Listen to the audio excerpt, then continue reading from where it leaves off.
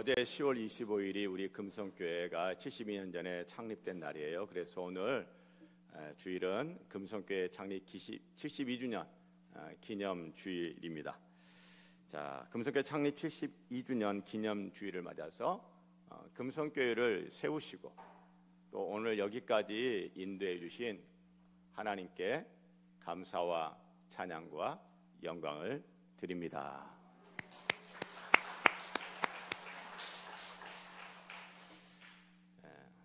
제가 오늘 또 교회 생일날이니까 파티 분위기 좀 내보려고 평소 잘 안 하던 색깔의 넥타이를 좀 해봤습니다. 여러분 뭐 어때요? 좋습니까? 예, 감사합니다. 자, 오늘 성경 말씀은 아브라함이 하나님의 부르심을 받은 이야기인데요. 이 하나님의 부르심을 받은 이 아브라함의 이야기, 이 이야기를 통해서 세상에 복이 되는 교회라고 하는 금성교회 비전을 제가 받게 됐습니다. 제가 2011년에 부임을 했는데 1년 뒤 2012년도에 이제 창립 60주년을 준비하는 2013년도가 창립 60주년이니까 창립 60주년을 준비하면서 또 기도하고 고민하고 또 계획하는 가운데 하나님의 말씀을 통해서 제가 지금까지 한 번도 들어본 적도 없고 어디서 본 적도 없는 세상에 복이 되는 교회라고 하는 비전을 주셨어요. 자, 그런데 저는 하나님의 말씀으로 주신 비전인데, 그러나 제가 우리 금성교회 비전은 세상에 복이 되는 교회입니다라고 하는 뭐 비전 선포식 같은 거 안 했어요. 그렇게 비전 선포식을 하는 교회들이 꽤 있거든요. 제가 지금까지 한 적이 없습니다. 왜 그러냐면 제가 부임하고 1년 됐잖아요. 그러면 일반적으로 성도님들은요, 나필성 목사가 아직은 우리 목사님이 아닌 거예요. 시간이 더 필요한 거예요. 아무리 성경적이고 아무리 멋있고 아무리 훌륭한 비전을 제시를 해도요, 우리 목사님이 아직 안 되면 그 비전은요, 우리의 비전이 아니고 누구의 비전이에요? 목사의 비전일 뿐인 거예요. 그래서 비전 선포식 같은 거 안 했습니다. 시간이 필요한 거예요. 저를 나의 목사님으로, 우리의 목사님으로 받아들이기까지의 시간이 필요해요. 그리고 그 다음에 목사가 이것이 우리의 비전입니다라고 할 때 그게 우리의 비전으로, 목사만의 비전이 아니라 그래, 그게 우리의 비전이지 라고 받아들여지기가 훨씬 더 쉽거든요. 그래서 제가 취한 방법 중에 하나는 우리 교회 표가 매년 바뀌는데 바뀌지 않는 게 있죠. 뭐죠? 그렇죠. 표의 후렴구 매년마다 앞은 바뀌는데 뒤에는 안 바뀌어요. 계속해서 세상에 복이 되는 교회를 계속 접할 수 있도록 해드리는 거죠. 자, 오늘 교회 창립 72주년 기념주일을 맞아 비전의 말씀 창세기 아브라함이 부름받은 이야기를 다시 들여다보게 됐습니다. 자, 믿음의 조상 아브라함이 처음 하나님의 부르심을 받을 때 이름은 아브라함이 아니라 아브람이었어요. 1절을 보면 여호와께서 아브람에게 이르시되, 자, 하나님의 부르심을 처음 받을 때는 아브람이었는데 나중에 창세기 25장에 가면 그때 하나님이 나중에 아브람의 이름을 아브라함으로 바꿔 불러주시게 됩니다. 자, 그렇지만 지금부터는 그냥 아브라함이라고 하겠습니다. 자, 홍길동이라는 사람이 있다고 생각을 해보세요. 누군가가 길동아 부르면 길동이가 자기를 부르는 사람에게 탁 돌아서면서 왜요? 라고 해요. 그런데 길동이를 부른 사람이 하는 말이 그냥 한번 불러봤어 라고 하는 경우가 보면 있어요. 자, 여러분, 하나님이 아브라함을 부르셨을 때도 아브라함아 불러놓고 그냥 한번 불러봤어 라고 하신 걸까요? 그렇지 않습니다. 하나님이 누군가를 부르실 때는 그냥 한번 불러보신 적이 없어요. 하나님의 부르심에는 분명한 목적이 있습니다. 하나님께서 여러분을 하나님의 백성으로 부르셨나요? 하나님이 여러분을 하나님의 자녀로 부르셨나요? 예. 저도 하나님이 부르셨어요. 하나님의 자녀로 부르셨어요. 목사로 부르셨어요. 저와 여러분 하나님이 부르셨습니다. 하나님이 부르셔서 이 자리에 있는 것입니다. 그런데 하나님이 부르셨다면 하나님이 우리를 부르실 때는 뭐가 꼭 있다고요? 목적이 있습니다. 하나님이 베드로를 부르실 때 그 부르심의 목적은 뭐였어요? 사람 낚는 어부 되는 겁니다. 하나님이 아브라함을 부르신 목적은 뭐예요? 2절 끝에 보니 너는 무엇이 될지라? 복이 될지라. 하나님이 이렇게 말씀하시는 거죠. 아브라함아, 너는 복이 되어라. 예. 성도님들, 하나님이 여러분 부르셨다고 그랬잖아요. 그렇죠? 그럼 하나님이 여러분 부르시면서 뭐라고 하시는 거예요? 누구야? 너는 뭐가 되어라? 복이 되어라. 자, 하나님이 지금 나를 부르신다 생각하시고 자기 이름을 넣어서 누구야? 너는 복이 되어라. 자기 이름 넣어서 다 함께 시작. 필성아, 너는 복이 되어라. 아멘. 자, 하나님이 복이 되라고 부르신 아브라함의 인생 이후에 어땠을까요? 창세기 12장 10절 이하부터 쭉 나오는 내용들을 보면 하나님이 복이 되라고 부르신 그 아브라함의 인생, 참 꼬이네요. 힘드네요. 왜요? 그 가나안 땅에 기근이 임한 거예요. 그래서 먹고 살기가 너무 힘들어. 기근으로 먹고 살기가 힘든 상황입니다. 그래서 아브라함이 가족들 데리고 어디로 가는 거예요? 애굽으로 내려갔어요. 먹고 살기 힘들어 먼 나라, 이웃 나라 애굽에 갔어요. 이게 뭐예요? 무슨 신세 된 거예요? 두 글자. 난민 된 거예요. 난민. 그리고 그 이후에 보면 이 아브라함이 죽음의 공포를 아주 강하게 느낍니다. 나 이러다 죽을 수 있겠다. 죽음의 공포가 엄습해 오는 거예요. 그래서 자기 아내를 누이라고 거짓말 하잖아요. 애굽 왕 바로 파라오에게만 그런 것이 아니라 나중에 아비멜렉에게도 똑같은 거짓말 하잖아요. 왜요? 죽음의 공포가 확 밀려온 거예요. 아브라함의 입장에서는 죽을 위기를 여러 번 넘깁니다. 겪어요. 그리고 가족 간의 심한 갈등으로 난처한 처지, 어려운 처지에 빠지기도 해요. 조카 롯과 함께 이 가나안 땅에 왔잖아요. 그런데 이 조카 롯과 같이 머무는 이 땅이 이제 좁으니까 어때요? 티격태격 하는 거예요. 그래서 아브라함과 롯이 어떻게 됩니까? 갈라서죠. 그리고 아브라함이 두 번째 부인을 맞아요. 그래서 두 번째 부인이 또 아들을 낳네. 이스마엘을 아들을 낳았어요. 첫 번째 부인 사라는 얘를 못 낳아. 야, 두 번째 부인이 아들 낳았다고 이제 그냥 기고만장하네요. 그래가지고 첫째 부인, 두 번째 부인이 또 사이가 안 좋아. 그 중간에 끼어가지고 이 남편 아브라함이 어쩔 줄을 몰라해요. 그러다가 첫 번째 부인 사라가 저 내쫓으라고 하니까 두 번째 부인 하갈과 그 어린 애기 이스마엘을 내쫓아요.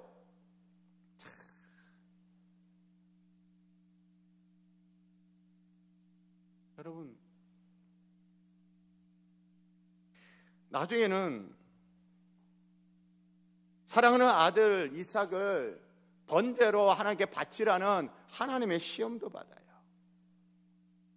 분명 하나님은 복이 되라고 아브라함을 부르셨는데 복이 되라고 부름받은 아브라함의 인생, 여러분 이렇게 보니까 어떻습니까? 우리가 생각하는 복과 거리가 좀 멀어 보이지 않아요? 뭐야? 하나님이 복이 되라고 아브라함 불러놓고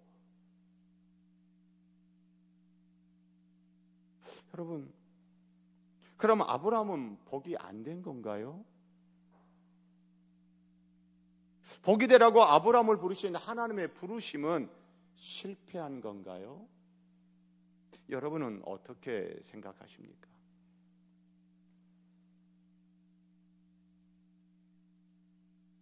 아브라함이 복이 안 됐다, 그건 잘 모르겠어요. 그러나 아브라함을 복이 되라고 부르신 하나님의 부르심이 실패한 건가?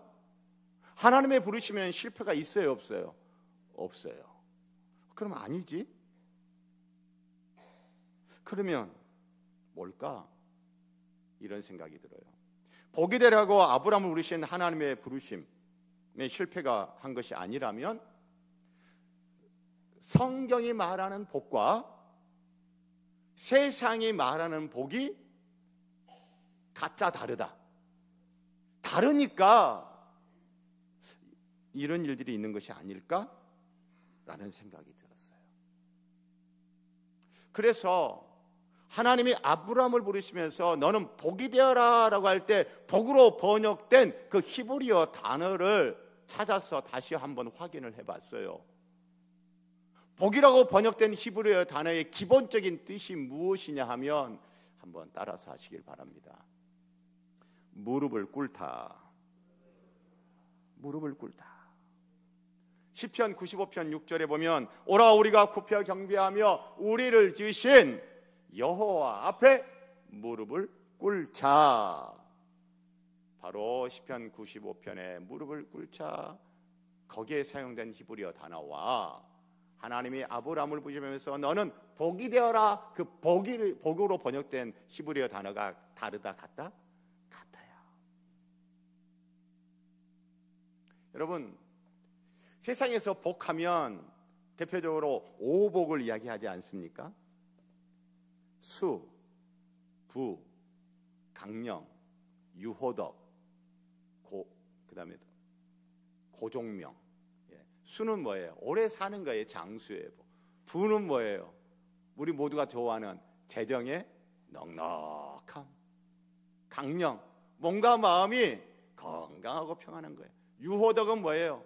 덕을 좋아하고 선을 실천하는 거예요.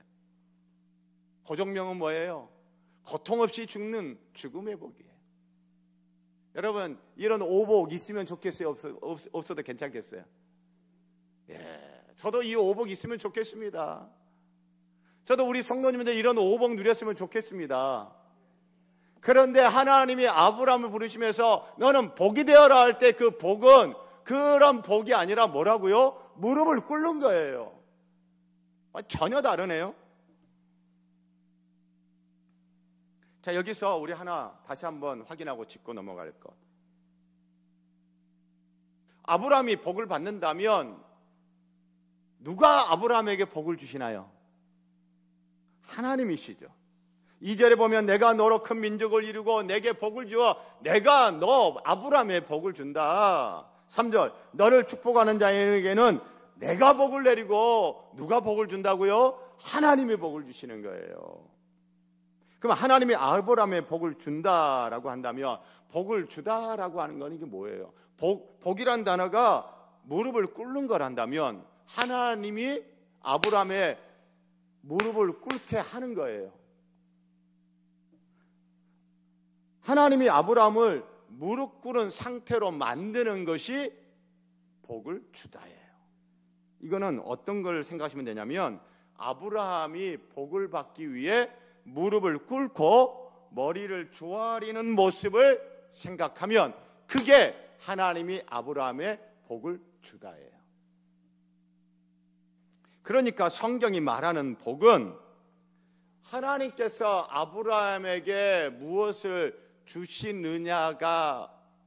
주시느냐보다 아브라함이 어떤 자세를 취하느냐가 더 먼저라는 거예요. 우리는 복하면 복의 내용을 생각해요. 장수, 돈, 건강, 뭐 이런 것들. 그런데 지금 성경이 말하는 것은 그 복의 그 내용보다 뭐가 더 먼저라는 거예요? 나의 자세가 더 먼저라는 거예요.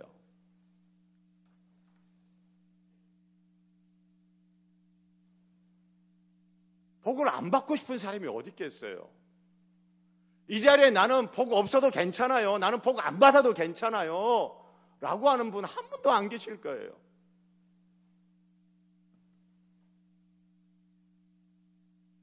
여기 계신 우리 성도님들, 마지막에 죽음을 맞을 때 고통을 심하게 겪다가 죽기를 바라세요?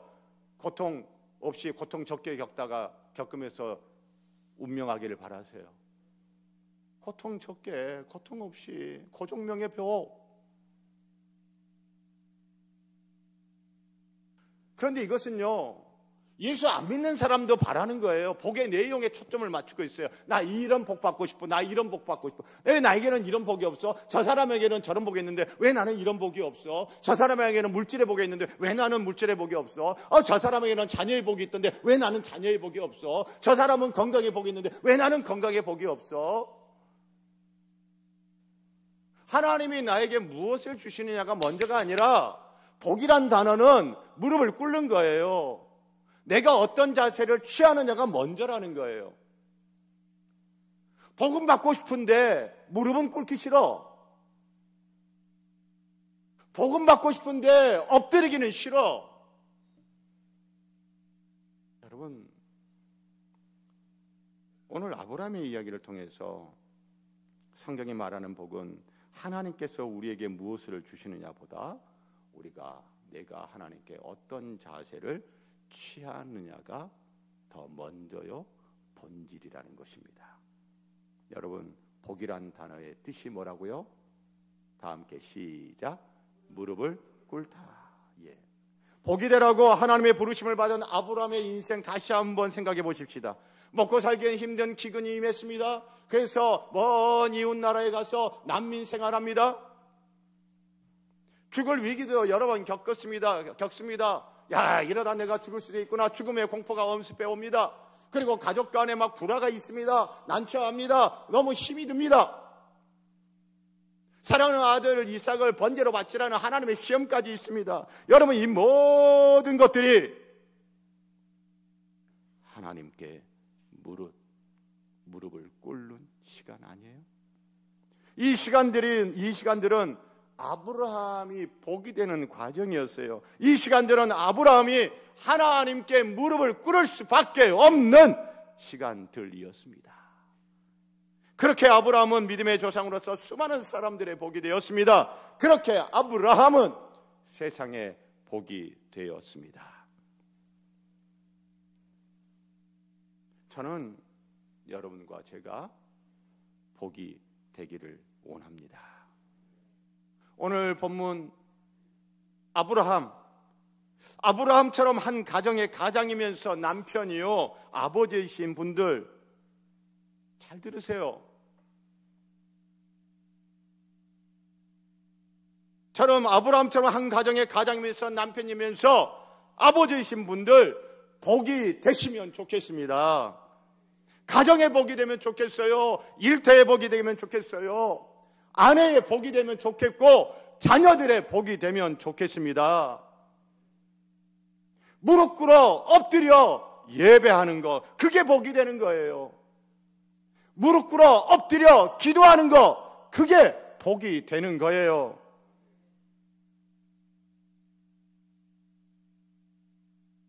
왜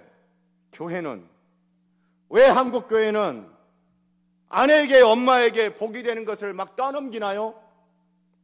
권사님들 이렇게 우리가 많이 이야기하죠. 기도의 어머니로서의 사명을 잘 감당할 수 있도록.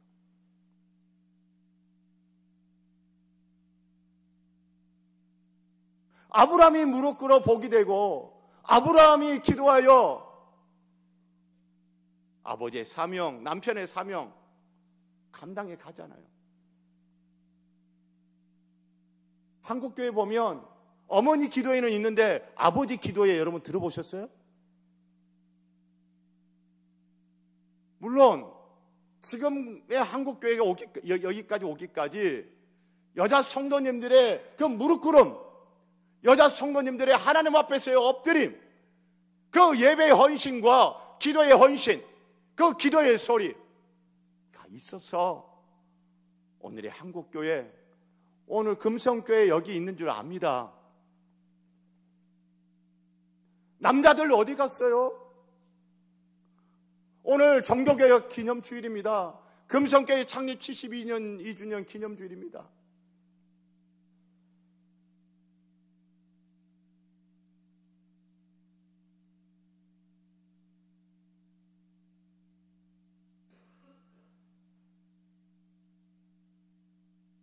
저는 그렇게 생각해요.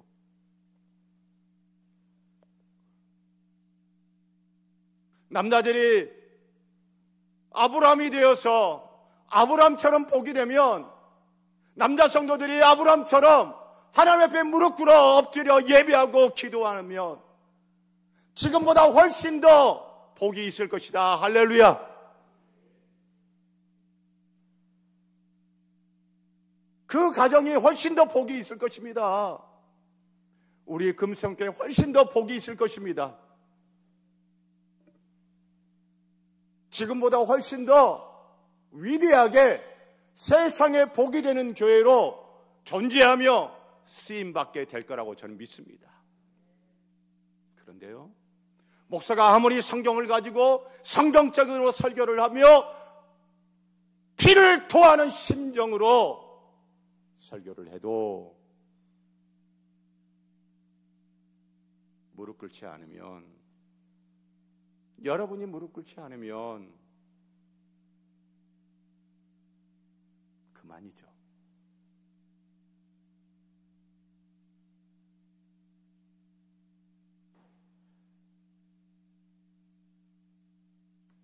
한국교회, 금성교회 창립주일, 종교개혁주일을 맞아 세속화되지 아니하고 더 개혁되어지고 더 교회되어지기를 바란다고 한다면, 오늘 말씀을 통해서 우리 한 가지 꼭 기억하고 붙잡고 순종했으면 하는 것, 하나님 앞에 무릎 꿇어 엎드리십시다.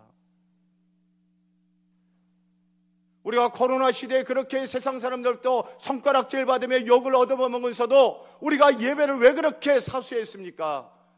그게 복이 되는 거거든요. 코로나 시대에도 이 언덕에 불을 환하게 켜놓고 왜 금요기도회를 쉬지 않고 했습니까? 그게 세상에 복이 되는 거거든요. 세상은 모르지만 그게 성경이 말하는 복이잖아요.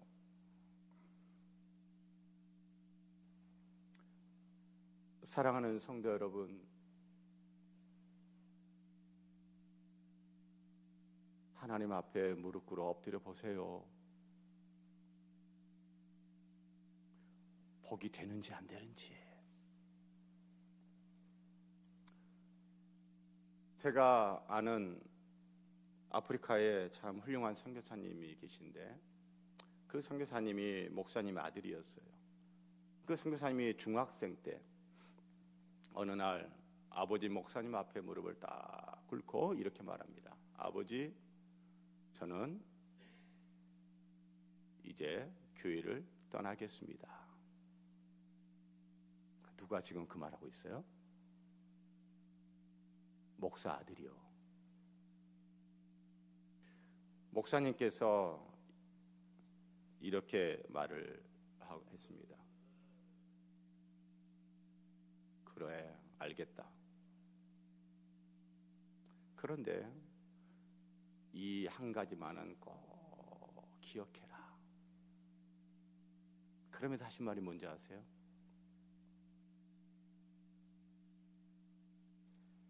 아빠와 엄마는 널 위해서 항상 기도하고 있다는 이것만은 기억해라. 그리고 아들을 보냈어요. 그 아들 교회 떠났습니다. 대학교 잘 갔을까요? 못 갔을까요? 아주 잘 갔습니다. 스카이 대학 중에 한 대학을 갔습니다. 그리고 그 좋은 대학 가서 운동권에 들어가서 민주화 운동하다가 붙잡혀 들어갔습니다. 얼마나 똑똑했는지. 운동권에 리더십을 발휘한 사람이라 어떻게 됐어요? 빨간 줄 찌 그어지고 그 좋은 대학에서 제적당했어요. 그리고 감옥 안에서 성경을 다시 읽기 시작합니다. 성경 읽다가 어떻게 됐어요? 회개하게 된 거예요. 주님을 만난 거예요. 그리고 이제 감옥에 나왔습니다. 20대 아들이 다시 아버지 목사님 앞에 무릎을 딱 꿇습니다. 아버지, 저 신학교 가고 싶은데요. 사랑하는 성도 여러분, 하나님 앞에 무릎 꿇고 엎드리는 것이 복이 되는 것입니다. 저와 여러분, 가정의 복, 자녀들의 복, 일터에서의 복, 여러분 이 세상에서의 복이 되기를 바랍니다.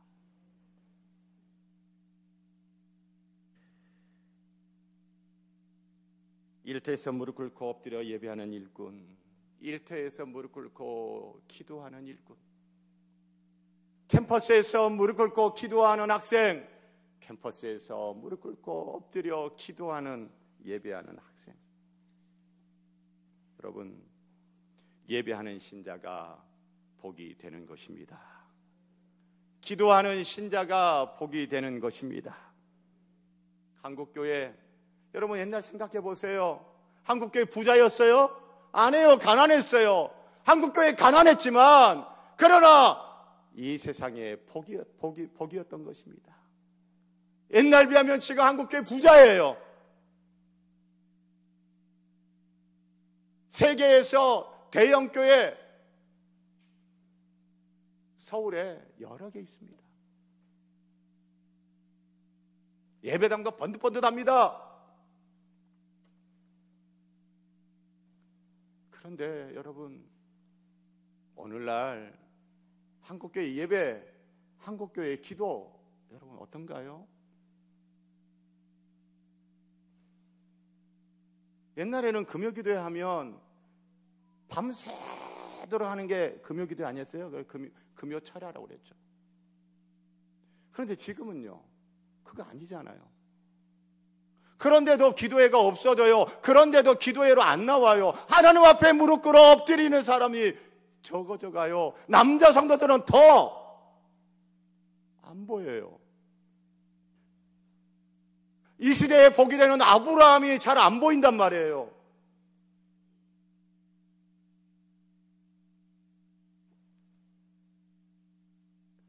사랑하는 성도 여러분, 아브라함 이야기, 하나님의 아브라함을 부르시면서 너는 복이 되어라 라고 할 때 그 복이라는 단어는 무릎을 꿇다, 무릎 꿇는 내 자세가 먼저예요. 이런 자세는 취하지 않으면서 이 복 주세요, 저 복 주세요. 여러분, 순서가 뒤바뀌었어요. 혹 그래가지고 복을 받는다 하더라도 그게 진정한 복이 될까요? 사랑하는 성도 여러분, 저도 그렇고 우리 성도님들도 그렇고 하나님께 좀 더 무릎 꿇고 좀 더 엎드리면 좋겠어요. 좀 더 엎드려, 좀 더 무릎 꿇고 기도하면 좋겠어요. 그렇게 여러분과 제가 복이 되고 더 복이 되고 그렇게 기도하는 금성교회가 더 세상에 복이 되어지기를 소원하고 축복합니다. 기도하겠습니다.